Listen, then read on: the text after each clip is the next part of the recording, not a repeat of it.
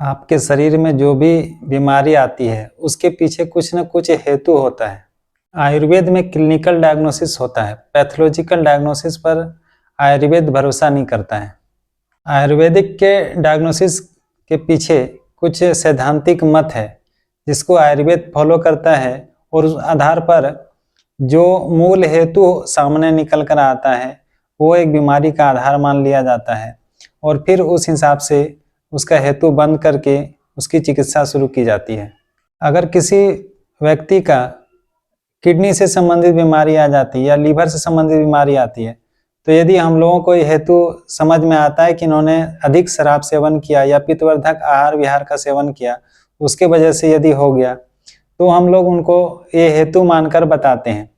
पर वही पेशेंट पूछते हैं कि मेरे गांव में कई ऐसे लोग हैं जिनको आज तक कोई बीमारी नहीं हुआ और कई लोग तो गुजर गए पर मरने के एक दिन पहले तक उनको कोई बीमारी नहीं था और वो पूरी जीवन अपने शराब उन्होंने पिया है। सही कहा आपने भी। कई बार क्या होता है कि किसी व्यक्ति के लिए जो हेतु होता है बीमारी का, किसी दूसरे व्यक्ति के लिए वही हेतु हितकर बन जाता है। यानी कोई व्यक्ति यदि शराब पी करके बीमार होता है तो किसी दूसरे व्यक्ति के लिए शराब उनके लिए हितकर होता है।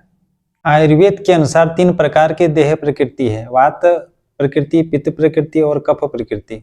यदि आपका शरीर वात प्रकृति से बना हुआ है तो पित्तवर्धक यदि आहार विहार करते हैं तो आपके शरीर का वो कुछ नहीं बिगाड़ पाएंगे।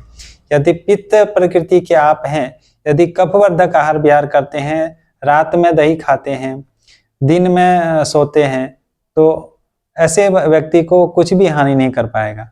वहीं पर यदि आपका कफ प्रकृति का शरीर है और यदि आप दिन में सोते हैं, खूब अधिक मांस खाते हैं, मछली खाते हैं, शराब पीते हैं, यानी पित्तवर्धक और वातवर्धक यदि आहार विहार का सेवन करते हैं तो आपके शरीर को, कफ प्रकृति वाले शरीर को कुछ भी हानि नुकसान नहीं हो सकता है। पर यदि पित्त प्रकृति वाले लोग दिन में खूब काम करते हैं, जिम जाते हैं, खूब अधिक परिश्रम करते हैं, मांस मछली शराब पीते हैं, तो उनके शरीर में एक बड़ा रोग उत्पन्न होने वाला है। या ऐसे कहें कि यदि वात प्रकृति के व्यक्ति हैं, यदि वो खूब दूध दही घी मलाई खाते हैं तो उनके शरीर के लिए वह लाभदायक होगा, हितकर होगा।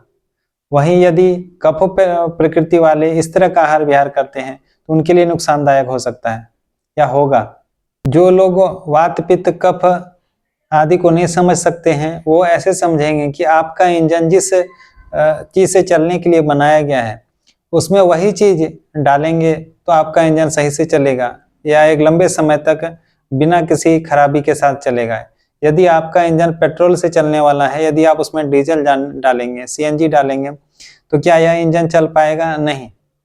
इस तरह आप लोग अपनी देह प्रकृति का जांच किसी वैद्य से कराएं या किसी वैद्य के संपर्क में रहें। यदि आपको खान पान यदि सुधार करना है, यदि आप चाहते हैं कि मेरे देह प्रकृति कौन सा है और कौन सा आहार विहार हमें करना चाहिए, तो निश्चित तौर पर किसी वैद्य के संपर्क में रहें।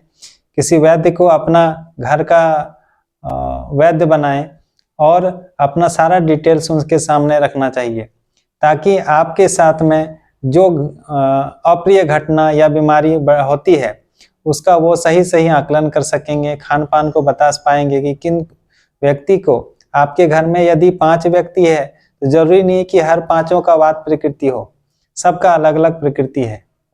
अगर एक ही तरह का भोजन करते हैं तो आप लोग निश्चित तौर पर उसमें से 2 जन बीमार होंगे, 3 जन स्वस्थ रहेंगे, या 3 जन बीमार होंगे, 1 जन स्वस्थ रहेंगे।